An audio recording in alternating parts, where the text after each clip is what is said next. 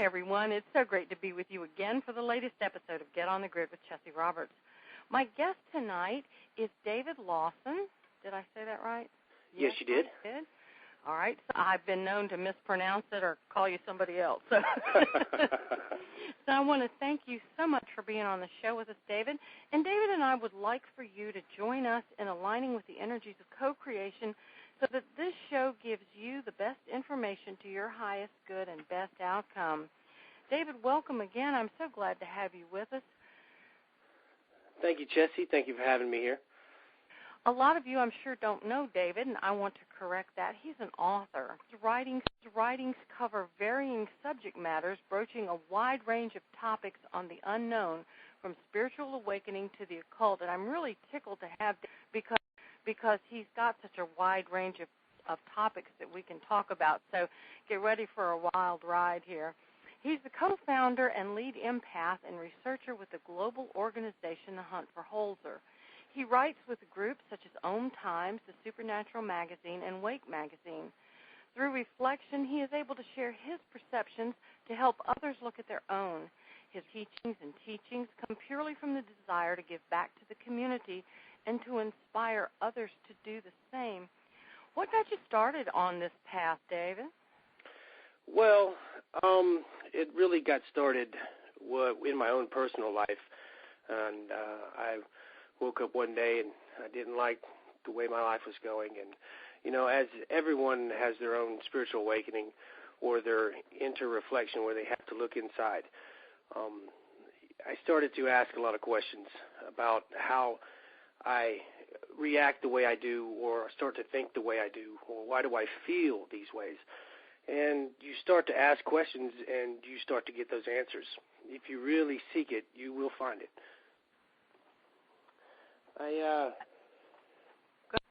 Go ahead. Yes, sorry. I started to realize that, you know, I didn't like to exist in a world where everyone was so corrupt and fight with each other all the time. It doesn't have to be that way. And, you know, I believe that most people are good people at heart. And I have to agree with you. I think that a lot of us do get started when we start looking around and thinking something's not quite right, when we feel that maybe the connections we should be having should be a little bit more, what's the word I want, loving and wholesome, shall we say?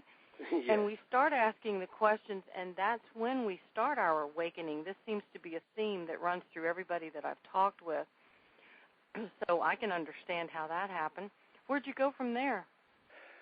Well, I started to write down my thoughts in case, you know, mainly for my son. In case something was to happen to me, he would have a record of what I believed. And from there, it just started to, once you start to write your thoughts down and you start to be able to visualize them, you know, you'll be able to start piecing together more of the puzzle. But I've always kind of been a very compassionate person, and I find that many of our problems, you know, can arise from how we interpret our own thinking process. And our thinking process is, yes, it's very connected to all the other forms of energy that we experience, you know, our emotional energy. And from there, it's all a balancing act. You know, if we think too much and feel too little, then we will destroy others and ourselves as well. And if we are reactional and feel too much and don't think enough, then we are subject to destruction as well, because then we will be used and abused according to those emotions. We become very reactional. So I always say balance in all things, and it's true. So the first step essentially would be to ground. And grounding, you know, is a matter of, you know, you hear a lot of different ideas, but really grounding takes place in the mind. Your thoughts come in, and that's where your awareness has to be there. You have to be aware of the thoughts. You have to be aware of the emotions. You know, I used to be an angry guy, and before every time I lost my temper, even for a fraction of a second, there was a thought in my mind that said, you are justified in losing your cool. Yeah. So you would empower that thought, even if you're not aware of it. So thoughts of fear, jealousy, and rage, and anger, all these thoughts, they're all fuel emotions. However, we do experience emotions from other people. So emotions can come to us, and we can pick them up and fuel them again in a cycle. So really, when you're grounding either other people's energy or your own, it all takes place in the mind. My favorite Bible verse is Romans 12:2, be ye transformed by the renewal of your mind. I believe that... I'm sorry, I didn't hear you. Please say that again. I'm sorry, Romans 12:2, be ye transformed by the renewal of your mind. You know, it's all about mastering that mind, because that's where your control switches are. That's where you interact and create and change your own life or your own perceptions, because what we perceive, you know, that becomes our beliefs. You know, what is belief but perception? What we believe creates our reality. And how we act on those beliefs or how we act on those thoughts co-creates other people's realities. So if I am a positive person in my mind, then it becomes more natural. I start acting in a positive manner. That positive frequency emanates from us. And all of us can identify a positive person just from being around them. We are drawn to that positivity, and we're not even aware of why. Or the same goes for a negative person. You know, a negative person you're aware of. And, you know, you're like, I'm a little uncomfortable around. I don't get a good vibe off of him. Well, you know, it's all the frequencies that we radiate. You know, children are very empathetic. They don't understand the language up to a certain age, so they operate on pure emotion. You can make a baby smile by sending a baby love and laughter emotions. The animals, the pets, you know, they all pick up on these things. You know, when spoken language is to understand, you know, empathy itself is the core of communication. I find that very interesting. I was watching a thing on one of the animal planets yesterday about how animals transfer information, and they are discovering that animals like birds can teach other birds how to use tools in their everyday life, and how animals play with one another and that sort of thing. And we've always attributed these aspects of life to humanity and not to other animals. But I'm wondering, after watching that and doing a little bit of study on my own, if we're not all, and you're going to say, well, duh, Chessie, of course, but just so that I can get it out there, I think we're all energetically connected on levels that we can't even fathom yet. And absolutely, and that's a spiritual truth in itself. Yeah. The more you become aware and the more we become consciously aware of this energetic connection, the more we can come together in that way to help change humanity and get those perspectives and those negativity things out of here and start to become what we really are intended to be, because I think we sell ourselves short by reacting in negative and angry ways and acting out of fear and all that sort of thing. And so there, I'm off my soapbox. Well, you bring up an interesting point. Just as an individual, you know, creates his own life based off his, you know, how his belief structures are, or, you know, if he's a fear or lives in fear and he's not even aware of it, as a society we do the same thing. You know, and this can start when we're children. You know, we're not aware of our own issues to the point where we just project it onto the child. Where I say to the boy, "You're just a child. You don't understand. I'm the adult. You know, you're powerless," and it makes the child afraid. And sure. We can become as terrorizing to a child as some of these large organizations make us adults feel. And it's, you know, I'm just one man. I'm powerless. I can't change anything. You know, and it's the same fear that as we grow, it just gets translated to other things, and we realize, oh, we feel so small, so helpless, you know. And in reality, that's not the way it is at all. You're extremely powerful. You know, even one person create a ripple that expands out and inspires others to change. So, yeah, one of my lessons that I teach in all of my programs is how to live above the fear line, because anything below that just kind of flushes you into this downward spiral, which is not where we want to be. We can, again, that conscious awareness thing that I'm always harping on, and it comes up in just about every program that we record, this conscious awareness of our emotions and where they're coming from and what we're doing with them and what we are allowing them to do to us is, I think, crucial to the benefit of mankind in general. What do you say? Oh, absolutely. You know, and conscious awareness is I harp on that all the time. If anybody reads my writings, they know I'm always about it. You got to be aware. Just for example, let's say I'm married to a woman, and we love each other. Now, we share a trust that the relationship is safe, that we feel the same for each other, and we'll charge that bond between us. You know, and anyone who's been in a relationship a long time knows that you start to get more information, the stronger the connection is. I know if something's the problem, even if she's a long way away, something's wrong. You start to get more information. Now, let's say one of her friends comes by and says, oh, I seen David with another woman. And she, even if it's not true, the perception of that trust has changed. And it starts to flip her perception. And so instead of a love frequency that she experiences, it's more of a pain and betrayal, and which leads, of course, to the opposite side of love, which is hate. And it's all the same energy. It's just guided through perception. Now, if she decides to check, and say, oh, okay, well, I don't believe, that he's been unfaithful. Well, she chooses to change that perception again, and therefore we can resume to charge up that trust or that connection. Now, let's just say just basic energy management between people. Let's say she's angry about something, or she's afraid about an inner reaction that's going on inside of her, and she reacts to me by saying a nasty remark. Now, I could take that. If I have a reaction to her remark, my first conscious awareness has to be to look at my own inner reaction. Why did I just react to her remark?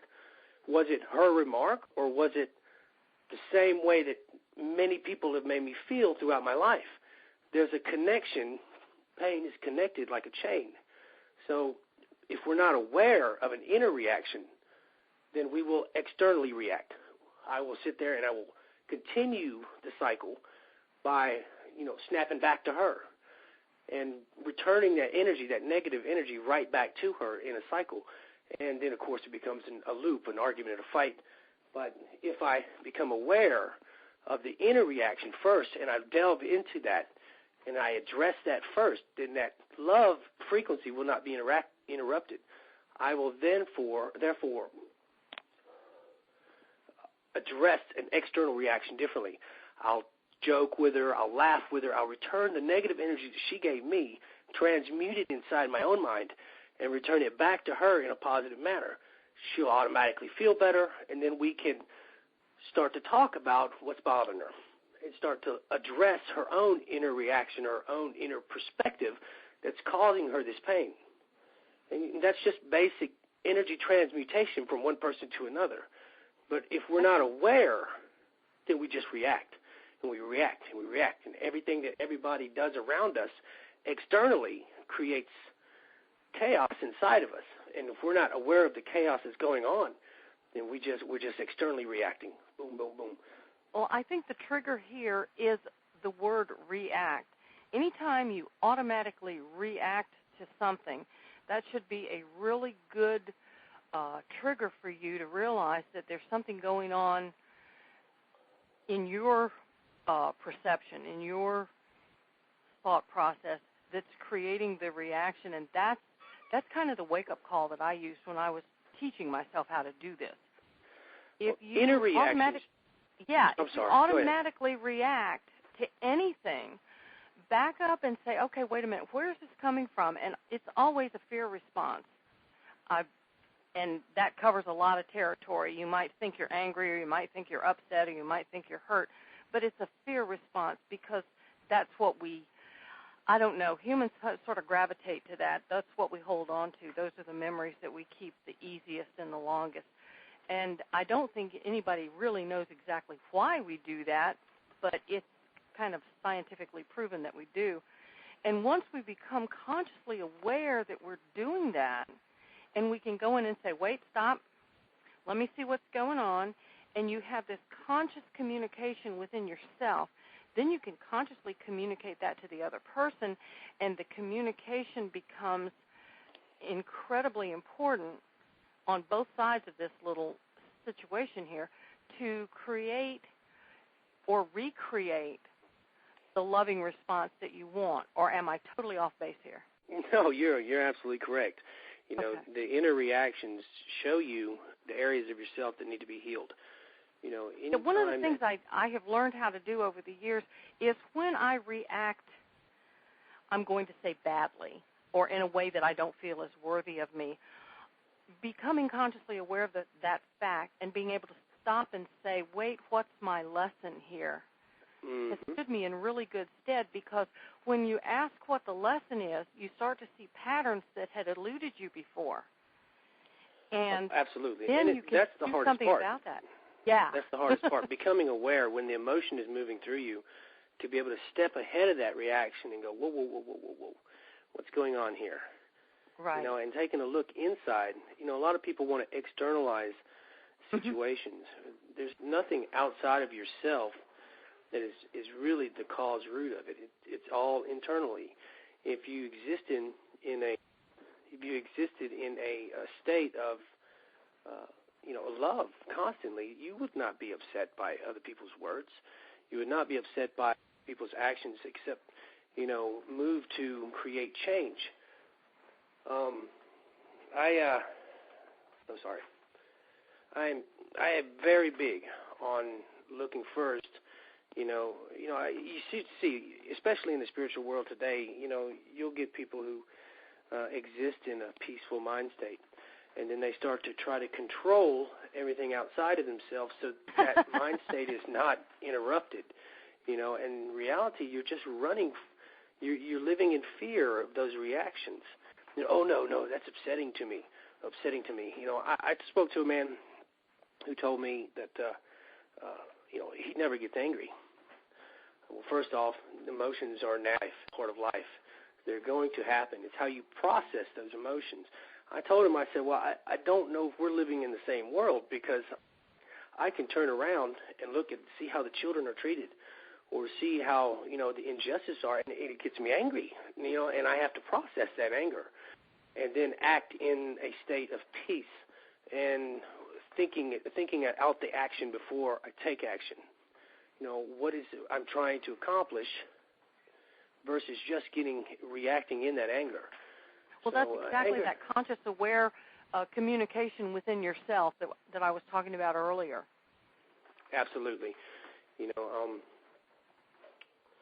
is... where was I going with that? I'm so sorry. I don't know. I'm sorry. I shouldn't have interrupted you like that. It was one of those things. I just got to get it out there. Yeah, it's not a problem. But if we could just become aware. I mean, that, like I said, even knowing the truth is only half the battle.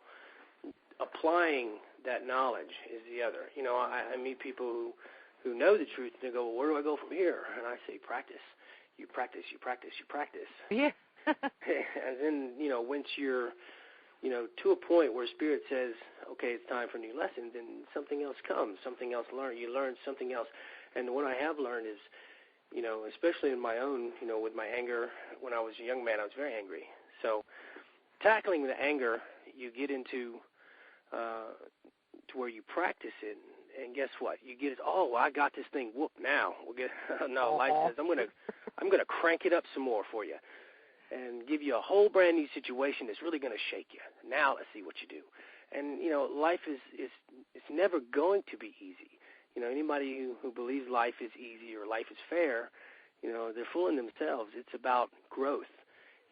David, can I ask you to please get a little closer to your microphone? You're drifting in and out. I'm having a little trouble hearing you. Oh, sorry. Is this better? I think so, yeah. Oh. Okay. So the purpose of adversity, is it's all part of nature. It's a natural part of life. Our muscle tissue itself shows us that example. It's a source of movement and strength for our bodies. But in order to grow, that muscle tissue has to have a violent reaction in the form of traction and counter-traction. It's pulling in opposite direction, and it tears that muscle. That's violent, but it grows back bigger and stronger. And its spiritual truths are found all around us and in nature. All we have to do is look esoterically and apply it to an internal viewpoint. So, I believe that, with work and patience and understanding, we can acquire that society that we all know inside of us exists. We all know life doesn't have to be this way. We all know that we don't have to steal and rob from each other, and we all know in some part of our being that it can't continue. It just cannot continue like this. We get into a point where, especially in our society these days, where we take and we have no thought to the future generations. And I was talking to a friend of mine about that earlier today. If a lot of that has to do with our collective perception of life after death. Many of our religious institutions would have us believe that we have one life, and at the end of which you can apologize and you go whisked off to paradise, and there's no responsibility. However, if you knew that you were coming back and that the laws of karma stated that you would be born into the systems of control and poverty and injustice that you helped create, even through inactivity or even through allowing it to be. Inaction is still action. So if we know something's wrong and we don't speak about it and we don't do anything about it, we are in essence allowing that to exist. Therefore, for those of us who believe in reincarnation, as we come back, that is where you will be born. We don't think about our children or the future generations, and there's a responsibility there. There's the consequences and a responsibility to living our lives with integrity and doing what is right, as well as the ability in the belief system that is accepted generally nowadays, where you have one life. And that perception is what allows society to manipulate and control the masses through fear of that death. Oh, you only have one go, so you're going to follow. You're going to fall in line, or we're going to take it from you. If you knew that you were coming back, that would, in its very essence, change subconsciously how you view that control. Oh no! You ain't gonna make me afraid of death, because you ain't gonna stop me. I'm gonna keep coming back, and I'm going to do what is right, because I know I want to be born into the world that I know is possible. So, it all boils down to perceptions and beliefs. What is truth? What is our belief system? People look at their radios and their TVs and their books, and they say, oh, truth. But really, it's all information. Everything comes via our senses and emotional intuition. It has to be, no matter what source it comes from, whether that's the Bible, the Quran, a magazine article, radio show, or anything, it all has to be taken inside yourself, chewed on, discerned, and that's where you decide what is truth. It's inside yourself. Nobody can pass truth from one person to another. They can pass information and opinion. That information and opinion has to be decided upon inside the person. So every illusion that we live under is self-created, because either we don't want to challenge that belief because we're afraid, or we don't want to challenge that belief because of the responsibility that will come after. If I knew so many generations, I would be back.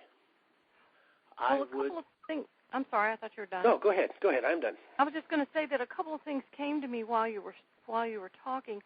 One of the things I think is very tantamount to creating this conscious awareness and becoming responsible is to own your own stuff. Exactly. Realize where your stuff is coming from. What are your trigger points? What are your reactions and perceptions and all of that? What are they creating? And stop blaming other people for your stuff. And when responsibility is a taboo word these days. Well, I don't think it should be. I think it should be a watchword. I think it should be emblazoned in everybody's consciousness that you are responsible for your stuff. If you're doing something idiotic and somebody calls you on it, then it's up to you to say, yeah, I was a dummy. I shouldn't have been robbing the store. Don't turn around and say, well, you knocked me down, so you're the bad guy, that kind of thing. And the other thing that I want to ask you about, you were talking about seeing something wrong and doing something about it, and I think that's awesome. But there's an energetic thing going on in my head here. If you put energy into a bad situation, and I don't mean by going in and creating a good situation out of it, but like we see on, not to slam any social media at all, but say Facebook, people love to report these horrible, horrible things. Aren't you shocked? Type amen. Share the shock. That's not good energy to put into something, is it? No, those absolutely be the things not. that we say, okay, this is cruelty, we should stop the cruelty, let's do something to stop the cruelty, not spread the nasty stuff everywhere. How do you think that can be adjusted and maybe addressed more with a conscious awareness of I believe a lot of people, good? the sensationalism of it,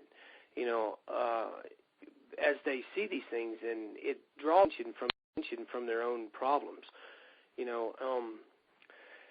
Like for me, for example, I see these articles, and it upsets me. It upsets me, and then I'll think on that, what it is that I had that inner reaction about, and then I'll speak about it, or I'll try to bring awareness to alternate viewpoints, or how can we work around this thing, But a lot of people just kind of do it for entertainment. Let's just call it what it is. We have a fascination with fear in our entertainment. We have a fascination with violence, and people who are not aware, they just kind of gobble it up without thinking about it, or the responsibility behind it. With everything, everything's a template for the next thing. So it's just different levels. It all starts with the individual. The individual's grounding process in their mind, how they associate external stress versus internal emotion. How do you process this? That's a healthy adult. A healthy adult is someone who can take external stress, balance it against internal emotion, and process positive action out of it. Even as one person, you say, "Oh, I'm just one person. I can't change animal cruelty, or I can't change what's going on." And I can't, not to make step on any toes here, but there's genocide going on in these places, and we don't want to look at it, because then if we really took an honest look at it, then we would be forced to take responsibility or take action in some form. Even if it's to inspire one or two or three more other people, it creates a ripple effect. Inspiration, where it's, let's just say, when you're creating a movement, you have the first person who stands up and says, "This is wrong." And then there's the first follower who says, "Yeah, he's right, this is wrong." And then it becomes a domino effect. And what makes something popular, what makes something trendy or something, is if enough people want it. So many years ago, I would have laughed if you'd have said, oh, it'll be socially unacceptable to smoke cigarettes in public. It would have been ridiculous. Yeah, right. But that's not the way it is. Because of the knowledge or the awareness that has been created in the dangers of these things, people have started to adjust their own individual perceptions. And then the next thing you know, you're the one standing outside the majority. And you're going, whoa, I'm sitting there smoking a cigarette. I thought it was cool. Everybody was doing it. And now everybody's saying, oh, no, that's bad for you. Don't accept that anymore. It's very possible in this world. The first thing you have to do is not be afraid and to stand up and speak. Because you don't know who's waiting for you to say something so they can find the courage themselves to stand up and say the same thing. Next, surrounded by like minds, like energy, and you create a group energy. And with group energy, all things possible. We are creators in the essence of our spirit. The more that come together in like mind or the more that come together with the same intention, you can't doubt the power of that. Just because you can't physically see the results immediately doesn't mean that you're not creating those results. I understand exactly what you're talking about. When I started my spiritual path about, 20 years ago or so, probably more than that by now, and started creating my projects and my classes and my different things that I've come up with over the years, I was kind of afraid to talk about them in front of people who weren't knowledgeable about that sort of thing because of that same thing you were just discussing. And as I have grown through my training and my spiritual information has changed, my practices have changed, and my perception has changed, I've noticed that the people around me have also changed. The ones who were standing back saying, talking about spirits and talking about energy and talking about colors and vibrations and stuff is just kind of whack. You should really stop talking. Now I'm around people who say, yeah, I understand. What do you think about this? And it happened, well, I thought at the time as I was going through it was pretty slow, but when I look back at it, it's really pretty quick. And I think the more of us who wake up and the more of us who become consciously aware of all of this sort of thing are looking for other people to talk to about it so that the wave can get a little bit bigger because the energy frequencies are getting stronger and faster and higher and more expanded and all that sort of thing. What do you say to that? I happen to completely agree, and that should give you encouragement and confirmation in your own belief structure. Oh, it does. It does. And it also does something else that I think is awesome. It allows me to change my mind about what this particular truth is this 5 minutes, because I have discovered that what's truth at 1:32 in the afternoon may not be your same truth at 1:45. Oh, that's another spiritual truth right there. Yeah, and you know what? It's okay. You've got to constantly challenge yourself. Challenge what you believe. As new information is presented, your beliefs will naturally change as you push them. I like to say it's just like labels. I have a thing about labels. I see labels like a pot around a plant. We grow up in certain pots, so we have a specific structure around us, and it provides structure and strength and protection from the unknown. All right, as we grow like a flower in a pot, it receives all its nutrients that it needs to a degree, but it will never reach its full potential as long as that pot does not change, or it's like that pot sitting in that flower sitting in the window looking out into the wide, deep earth and going, ooh, I'm afraid that's too deep. It's too wide. I don't know. I'm comfortable in my pot. Get those roots down there and grow, and you'll be surprised at how much potential is in you. But you have to be unafraid. And therefore, we go right back to fear management, emotional grounding. And that takes place in the mind, first and foremost, with managing and being aware of our thought processes. of what came to mind as you were speaking is a bonsai tree.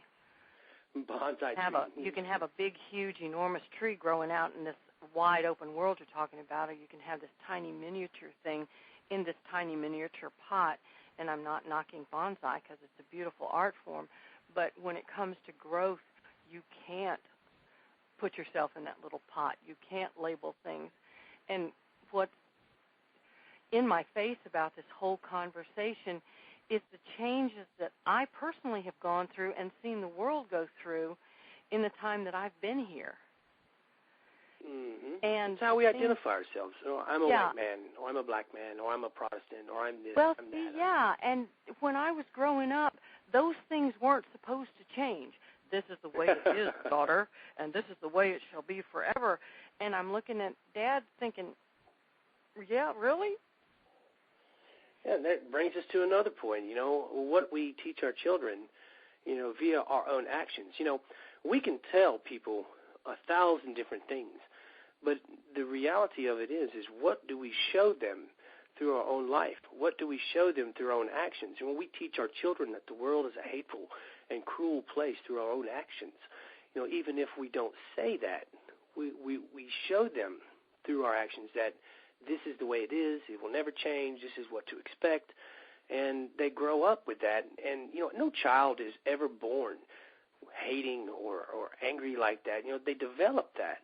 And we as conscious parents have to be aware of what it is that we show our children. But first and foremost, we've got to look inside ourselves and see that a new world is possible. And we've got to be able to connect to that child on an empathetic level and realize that I was a child once. How did I feel? How did I see the world? Because as adults, we tend to lose that. We tend to, be desensitized, with everything that happens because we don't process it. We're not aware to process these things, so we end up with huge bags of trouble inside of us. And that's all knotted up, and we got to spend time and knot those things. Confusion is mixed emotions. It's feeling two different things about one subject. If you never look at the subject and look at each point, then you will always be confused. And confusion causes like a static noise in the mind. You will never have those clear thinking. You will never have a true clarity as long as you refuse to look at what it is that bothers you about a subject. Especially in a lot of the religions today. A lot of people just want to swallow the hook. Well, it's from God's mouth, and it's all true. Well, we know that many of our religions have been manipulated by men. We know for a fact that men are fallible and corruptible. It's easy. The Spirit itself recognizes truth when it hears it or sees it, even if we're not aware of it. So the easiest way to sell a product is to attach a spiritual truth to it. You'll see them on these commercials where, they show family values, they show human compassion, and then they, boom, sell you a car. And it's, or, for example, a religion, or a manipulation tool where they stick a lie in between two truths. And because the Spirit recognizes truth, we gobble that whole hook up without taking it apart to see what it is about that you recognize as truth, or what is it about that you don't agree with. You got to be unafraid to dissect things and say, wait, I agree with this, but I have a major problem with this over here. Now, because let's just, for example, not stepping on anybody's toes, we live in a Christian nation. As Christians, we say, I am a Christian. I am fitting myself in the restrictions that, that pot. I was going to say, there's that labeling pot again. Exactly, labeling thoughts. So I fit myself into those restrictions. Well, I've got to think this way and this way and this way, and I'm not allowed to do this or this, this or this. Even if your soul says, whoa, I have doubts. But according to some religions, it's sinful to doubt. What doubt is an intuitive truth-finding process. As long as the fear itself doesn't overtake you. There you go. Fear management, thought management, it's all a balancing act. It's the marriage of the two, thoughts and emotions. They're two different processes. And, if we can identify that, they're not the same thing, then we'll be subject to be ruled by reactions internally and externally by both of them. Well, So, one of the things I've learned over my time here on the planet is that what's truth for one person may not necessarily be truth for another. I went to one of the ashrams up in the mountains of Virginia a couple of years ago, and over the door to the temple, it said, "One truth, many paths." And I believe that to the core of my being, because I went on I guess you could call it a soul voyage or a vision quest, and I was taken above by an angel, or an astral being, I'll call it. I'm not exactly sure it was an angel, but they took me over a forest, and he kept asking me, "What do you see?" And the long and short of the story is that there was a tree in the middle of this forest, and it was the most enormous tree I've ever seen. And through the forest were all these winding, twisting paths, some branching off, some on their own, some doubling back. They were just all different types of paths. Some had more rocks than others, all that sort of thing. And he asked me, he said, "What does this show you?" And I said, "Well, everything leads to this tree." And he said, "Yes, that's the world tree. That's the tree of knowledge, the tree of information and wisdom. And there are many paths, but there's only one tree." And just because person A is going by a rocky, twisting, turning, backing up path, and yours seems to be more straight and towards the point, doesn't mean that that person is wrong. It just means that that's their path. And I think as we learn to own our own stuff, and we learn to allow other people to own their own stuff, and stop being so concerned with what Joe Blow thinks or what Cindy Susie over here thinks, and take care of our business, we'll find out that a lot of this strife and manipulation and war and all that stuff would straighten out, and people could do their own thing and it would be all right. And that might sound a little simplistic, but I believe that to the core of everything I am. I'm a very simple thinker myself. I love to break things down simple because, spiritual truths should be simple so that a child can understand them. And they usually do. It's the grown-ups that obfuscate everything. That's right, because we don't know, we're afraid, we'd like to complicate things so that, we can put ourselves above it.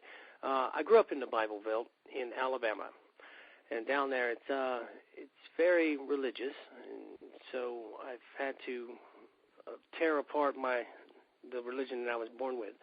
And once you start seeing things esoterically, you start to get those spiritual insights from everywhere. Just for example, I love it. We're going to go back to it again, but Matthew 7:16, Jesus says, "You shall know them by their fruits. Do men gather grapes of thorns or figs of thistles?" Now, this is not the only reference to fruits in the Bible. In Galatians 5:22, it says, "But the fruit of the Spirit is love, joy, peace, long-suffering, gentleness, goodness, and faith." I'm having trouble hearing you again. I'm sorry.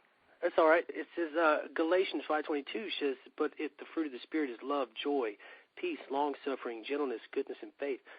Now, if the fruit a man bears is born of the Spirit, it's all action first stems in our hearts. It's not a big leap to connect the verses.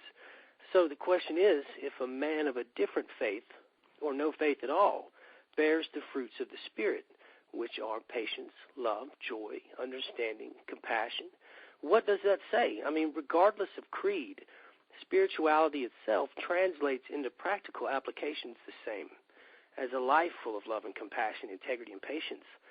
What does that say about the restrictions that we place on each other's beliefs?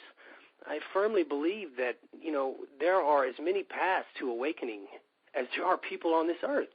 We are all different and unique, like a branch on a tree, each one growing its own direction towards the light. Or on the other side, we still have, those that are growing into the darkness like roots. But we all support and feed the entity itself through either adversity or growth for the nutrients that we need. We all support each other. We all create together. It doesn't matter that your path is different. I believe that I am never offended or challenged by another person's belief structure as long as you don't hurt someone else. When you start to hurt other people, that is where there's a major sign that there's a flaw in your thinking. There are compassionate and spiritual people of all religions, and even many of the most spiritual people I've met don't even adhere to a religion. And that just goes to show that spirituality is created inside of us, and that we can all get along. We can all live together and create this harmony. Like the body itself, the cells each have a specific purpose. They each have a specific design, but they all work harmoniously together to create and sustain life. As a species, we ourselves have to do the same thing. We have to learn a way to harmonize and to work together. And our differences create strengths. It creates adaptability. It's not a point to tear each other apart. It's not a point to say, oh, no, you're different, get over there. It's embrace the differences, because that's our adaptability. That's our flexibility in whatever life shows us. What I cannot do, I can rely on you to do because of your ability or your knowledge, or your beliefs. We all teach each other to grow and to inspire each other to create this new world, and it is very possible. It's very, very real possibility. I like that. My mother taught me very early on, and I have seen it truer and truer and truer through the years, is that one person's rights stop where another person's rights begin. Now, that sounds like a very dubious line in the sand, but not when you think of it from the perspective of what you were just saying. If we are compassionate, and if we are tolerant, and if we are understanding, and if we are looking for the diversity that we all have to create the strength that we need to do what we need to do, then that isn't an issue. Absolutely, absolutely. We all have things in common. They are our connecting bridges. We all feel the same. We all want the same things. We want to love and be loved, to raise our children in peace, to be happy, to enjoy life and not to have to struggle. We all want the same things.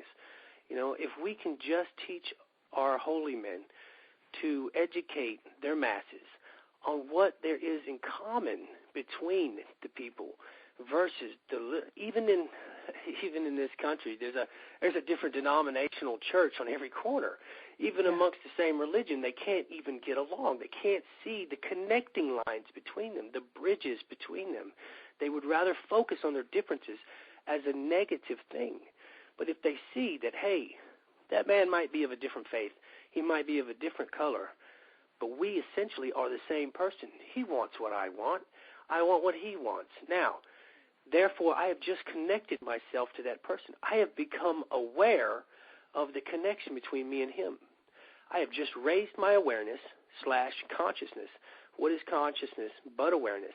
So the more we become aware of ourselves, the more we become aware of our fellow people, the more we start to realize that we're all connected.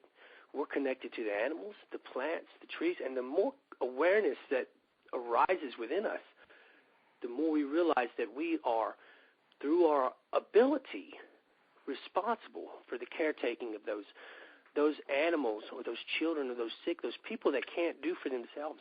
We are responsible for that because we have the ability. And we can see the connection between ourselves and them. I can see the connection between myself and my pets. I can see the connection between myself and the trees outside. We share a life cycle with the trees. We chop them down and we chop them down, but nobody stops to realize that we're codependent on each other. They breathe our exhale, we breathe theirs. Together we form a bond of life cycle. There's a responsibility there. We have intelligence and the ability to create solutions. We create these institutions to create solutions, but in reality the solutions just control and take and take and take. Now there's a responsibility there, but it comes back to the person. What do you allow to exist? What space do you create for that future to come into play? You have to hold it in your mind and say, when you're working towards any solution, the very first thing you have to do is say in your own mind, I can do this. I can do this. I will find a way.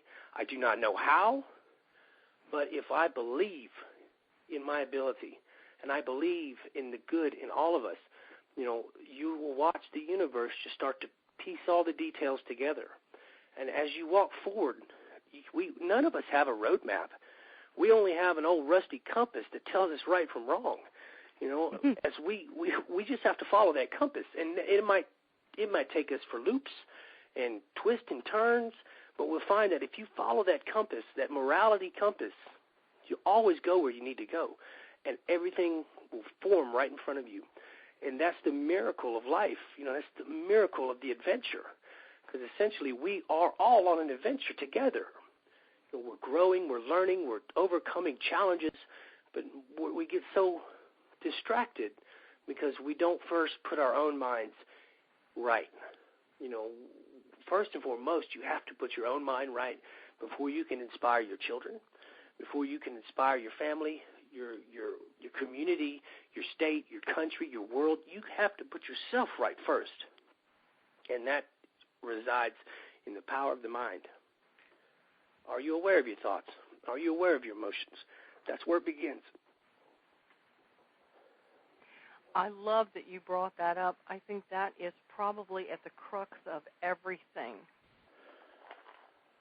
Spiritual growth, co-creation, manifestation, all of it, all those lovely buzzwords that everybody wants to achieve and wants to vibrate with and get close to. But the first thing you have to do is take care of yourself. It's the oxygen on the airplane again.